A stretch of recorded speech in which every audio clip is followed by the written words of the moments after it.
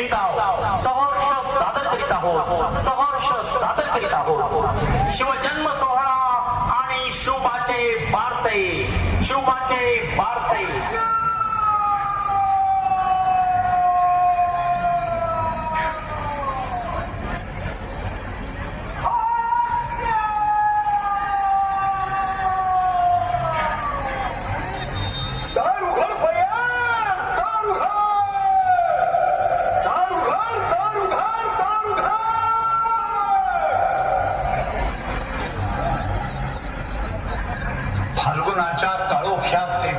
ती रात्र सुयेने जिजाऊच्या दालनाकडे धावल्या.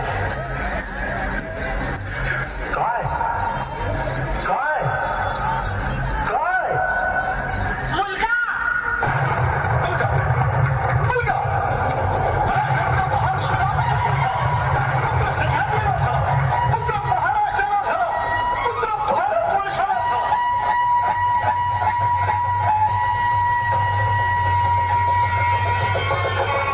दिवस उगवला. आज बाळाचे बारसे. सुहासिनींनी बाळाला व आई साहेबांना ओवाळले.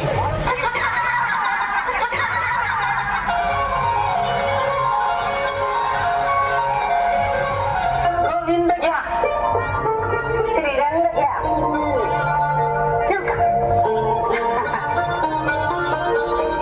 या राजे या.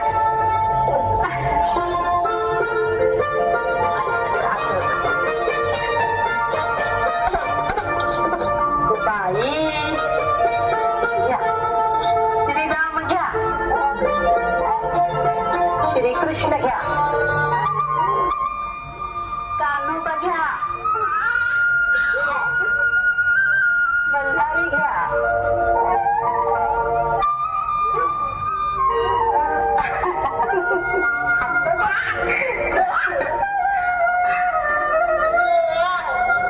ठेवा की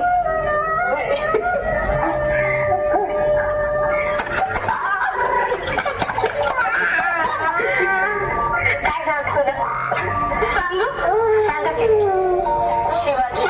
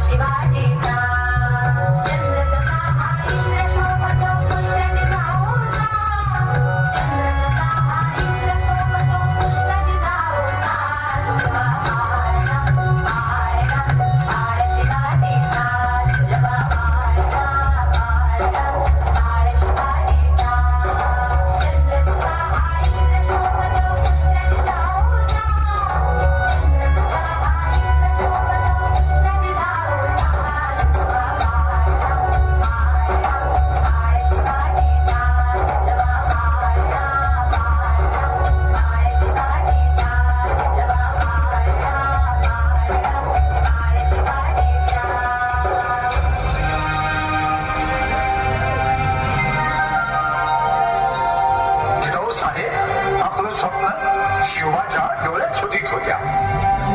माझ्या शिवबानं कालचक्रच फिरवावं. आपली स्वप्न फार फार मोठी आहेत राणी साहेब. माझीच काय, पण ज्ञानेश्वरांची ही स्वप्न माझ्या शिवबानं पुरी करा. जो ते वांछीन तो ते लाभ. ज्ञानेश्वरांनी वयाच्या 16व्या वर्षी ज्ञानेश्वरी दिली. माझ्या शिवबानंही 16व्या वर्षी स्वराज्याचा पहिला किल्ला जिंकावा. पण तथास्तु मुली, तथास्तु. राजे लवकर लवकर मोठे व्हा.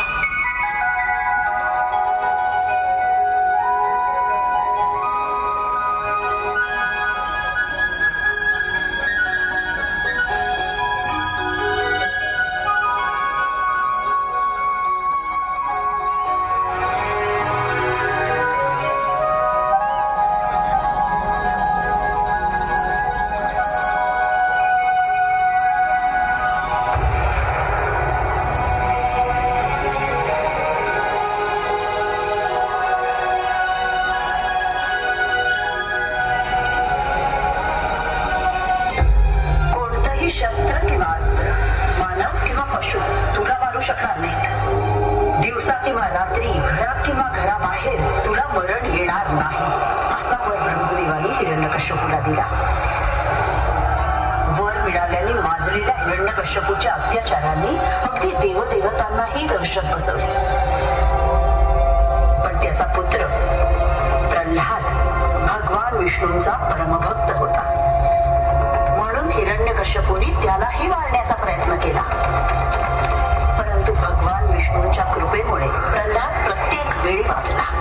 शेवटी चिडलेल्या हिरण्यकश्यपूने प्रल्हादाला विचारलं, कुठे आहे तुझा विष्णू?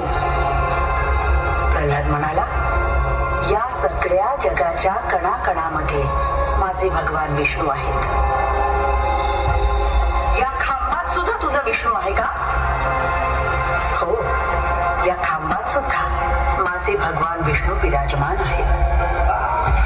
हे ऐकून संतापलेल्या हिरण्यकश्यपूने धाडकन खांबावर लाथ मारली आणि काय आश्चर्य, तो खांब दुभंगून निम्म शरीर माणसाचं आणि निम्म शरीर सिंहाचं असं उग्र रूप घेतलेले नरसिंह प्रकट झाले. ती वेळ संध्याकाळची होती. दिवसही नाही आणि रात्रही नाही. त्यांनी हिरण्यकश्यपूला मांडीवर घेतलं, म्हणजे अवकाशातही नाही आणि धरणीवरही नाही.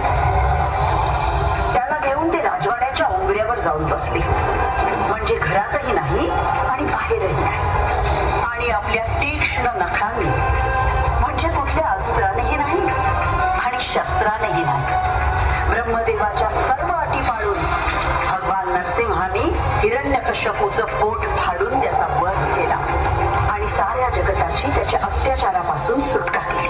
आम्ही पण हिरण्यकश्यपूचं पोट फाडणार. भले शाबास. पण त्यासाठी हा सहस्त्र हातांचा नरसिंह बनावं लागेल. कारण या पुण्यभूमीवर सध्या हजारो हिरण्यकश्यपू धुडगूस घालतायत. आम्ही तो नरसिंह उवाऊ साहेब. मग त्यासाठी तलवारबाजी शिकावी लागेल, शिकणार, घोड्यावर बसावे लागेल, बसणार, सवंगडी गोळा करावे लागतील,